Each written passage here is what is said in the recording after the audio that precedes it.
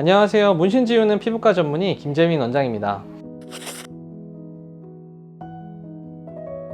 다행히 눈썹 문신은 지우기가 많이 어려운 문신은 아닙니다. 반영구 화장 같은 경우는 일반적인 문신보다 색소가 좀 얕게 들어가기 때문에 그러한데요. 만약에 좀 지우기 어렵다는 문신이라면 질문에서 나온 것처럼 좀 여러 가지 컬러가 있을 때를 좀 고민하게 될 것 같습니다. 흔치는 않지만 이제 약간 염색이 된 눈썹 모양을 좋아해서 좀 밝은 색의 염료가 들어간 문신이라든가 하얀 빛깔로 문신이 들어갔을 때 좀 다양성을 주기 위해서 이럴 경우에 좀 어렵다고 생각하시면 되고요. 우리가 일반적으로는 갈색이나 약간 검은색으로 문신을 하게 되는데 이때 들어가는 성분이 문신 성분이 이제 철 성분인데 이것들이 산화됐을 때는 좀 붉어지는 경우가 있습니다. 그래서 많은 분들이 요새 반영구 문신을 너무 많이 하니까 전에 했던 이 반영구 문신 눈썹이 좀 붉어지는 것들을 경험해 볼 수가 있을 텐데요. 이거는 사실 일반적인 검은색 염료가 변한 거기 때문에 굳이 색깔이 변했다고 해서 지우기가 어렵다는 생각은 안 하셔도 될 것 같습니다.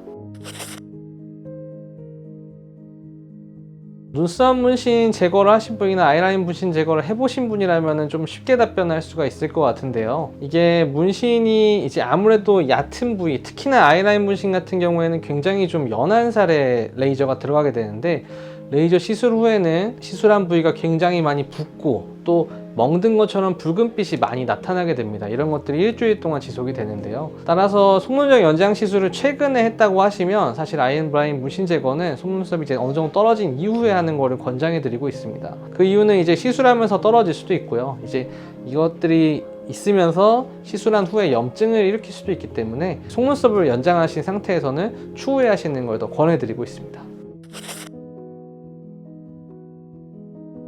옛날에 우리가 나노초 세컨드를 이용한 색소 레이저를 사용했을 때는 시술한 후에 눈썹이 하얘지는 경우가 굉장히 흔했고 눈썹이 다 타버려서 눈썹이 잘 안 자라는 경우도 굉장히 좀 흔했다고 합니다. 하지만 이제 문신 제거를 지우는 데 있어서 피코초 레이저를 하기 시작했는데 이 피코초는 뭐 눈썹을 조금 하얗게 만들 수는 있지만 시술 당시에 금방 회복되는 경향을 보이고 있습니다. 이게 나노초보다는 훨씬 더 짧기 때문에 이런 것들이 일어나는데요. 실제로 시술을 하다 보면은 뭐 전부 다 하얘지는 건 아니지만 일부 부위가 좀 하얘지는 것들이 좀 관찰되긴 합니다. 하지만 이렇게 하얗게 변한 눈썹은 시간이 지나면 금방 돌아오기 때문에 너무 걱정하지 않으셔도 되고요. 만약에 이제 하얗게 돼서 타버린 다음에 눈썹 양이 좀 줄어드는 경우가 간혹 생길 수 있습니다. 하지만 이럴 경우에는 시간이 지나면 좋아질 수 있기 때문에 저희가 상태를 보고 약 처방을 하거나 좀 더 경과관찰을 해보셔라 라고 말씀드리고 있습니다.